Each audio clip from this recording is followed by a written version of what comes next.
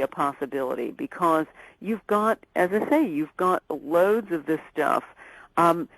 If not a deliberate attempt like that to put it in the water, you've certainly got fluoride pollution that's happening all over the place because of the industrialization of fluoride. But as I say, I think that you've got a combination of an industry that has fluoride, and it certainly is a money spinner to say, let's put it in the water. Well, goodness, it's like having a vaccine. It's something everybody's got to have, and you have to continually do. So it's a wonderful money spinner. It's something that carries on forever. So even if they're not deliberately putting in a byproduct, if somebody is manufacturing and putting fluoride together for just water distribution or putting in toothpaste, it's an enormous, enormous market.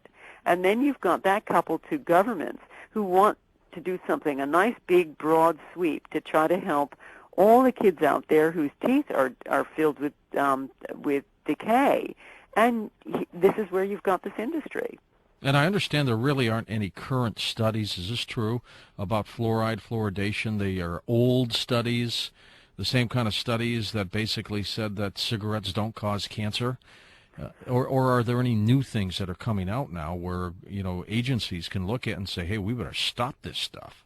Well, there's plenty of evidence. I mean, in Britain, as I say, they're just looking at the whole idea of fluoridating big chunks of the water in the British Isles. And to do that, they put together a government agency to study all the data. And they certainly came up with plenty of studies showing that fluoride actually harms teeth. So there was a lot of data out there to show the problems of it. There's an enormous amount of data, which we're going to talk about, I hope, over the 3 hours. Of course. That showed terrible, terrible dangers from this stuff. There is no question that fluoride is harmful, and fluoride causes great harm to humans. And I believe the FDA in this country has not approved the use of fluoride in water. That's what I hear. Is this true? Do you know? I don't know about that, to be honest.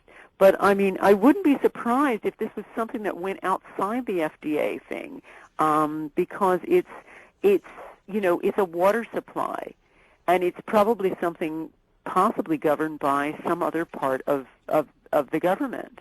But as I say, I don't know for certain about that, but certainly it's been, you almost might think that it's been grandfathered, because fluoride in the water has been going on for a very long time.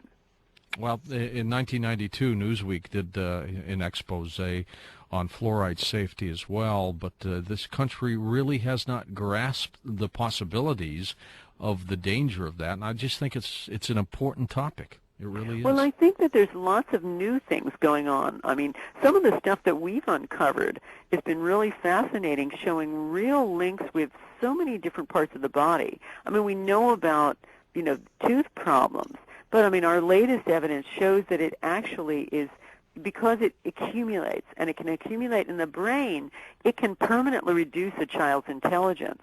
So I think the big problem is that, you're talking about possibly the dumbing down of a whole generation through this stuff. I want to read your quote by some more scientists. It says, much what you echoed, the chemicals used for fluoridation are not high-purity pharmaceutical quality products. Rather, they are byproducts of aluminum and fertilizer manufacturing and contain a high concentration of toxins and heavy metals such as arsenic, lead, and chromium, all proven to be carcinogens. Now, aren't they putting this stuff in the water? Absolutely. And we already know what heavy metals do to kids and to everybody. But, I mean, we know that, just as I say, staying with the IQ, that any kind of heavy metals can cause great behavioral problems, big IQ problems, all sorts of things like that. And it's like, it's the same thing that's going on with mercury in your teeth. It's a chemical danger. It's a dangerous product. These are dangerous things that are going on, and there is absolutely huge amounts of evidence showing the problem. And how do we know that fluoride may not be one of the most major causes of a lot of ailments that have occurred over the years for people? Well, I think that's another good point, in that accumulating evidence demonstrates that many of the illnesses that we suffer from are environmentally caused. that they're caused by one of the 70,000 chemicals out there that we are circulating from industry, basically. And now fluoride, you've got, probably the greatest concentration of any kind of chemical is fluoride, let alone, other than mercury in the mouth. I made it a point, Lynn, that I don't eat any products with MSG, or at least I try not to, and it looks like fluoride's got to be on the list as well. Well, I think that anybody who's in an area of fluoridated water has got to take their water in a different way, or get a system where it absolutely removes it. Because, as I say, there is no question that the evidence shows all sorts of hidden dangers, and that particularly dangerous to children. I think the thing that is not appreciated at all is the fact that we've got a tiny person, let's say my 7-year-old, who is small and about 1/4 my size, ingesting the same amount, taking in exactly the same amount as me. That's a good point. That's a good point. And then let it accumulate over years, and look what happens. Yeah. Look what happens. And this child would be a target of all sorts of dental things, including, dental fluoride pills and painted fluoride stuff over the teeth, as well as fluoride in the toothpaste and in the water. And you can see where, it's completely out of control. Well, I've always believed to follow the money, and also use the phrase, who benefits, with just about anything that happens, Lynn. And then you can follow exactly what might be going on here, that the use of fluoride could indeed be money-related. Absolutely. I mean, and as I say, there's, you've got the dental profession who have been more or less brainwashed, and the government who are convincing, and industry convincing the government of that fluoridated water offers nothing but benefits. They show some of the evidence, and the evidence, as I say, is very shabby and easy to poke holes through. Stay with us. We'll be back with Lynn McTaggart in just a moment on Coast to Coast AM. I'm George Honore. Lynn, we're going to talk about some things that people can do about this as well, because I don't want to leave them helpless, thinking that all they have to do is they have to drink water, and what can they do about that? So we'll talk about that and some of the statistics as well. There have been some people that have felt that the placing of fluoride in water was a dumbing down effect, something to make people more docile. Does that work on people if you get fluoride?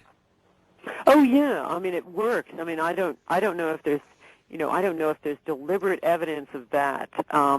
But if there is, it certainly does work in the sense that there's some studies from China that that really clearly show what fluoride does to your IQ. They're really fascinating. They took 2 suburban villages in one of the provinces in China, and they were very much alike in every respect except for the level of calcium fluoride in their water supply.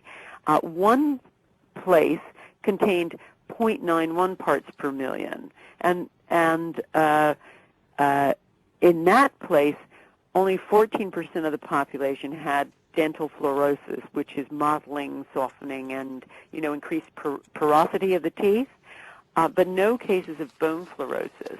Now, this other place had fluoride levels that were 4 times higher, over 4 parts per million. And in that place, 86%, almost all of them, showed clear evidence of fluorosis, and 9% had skeletal fluorosis.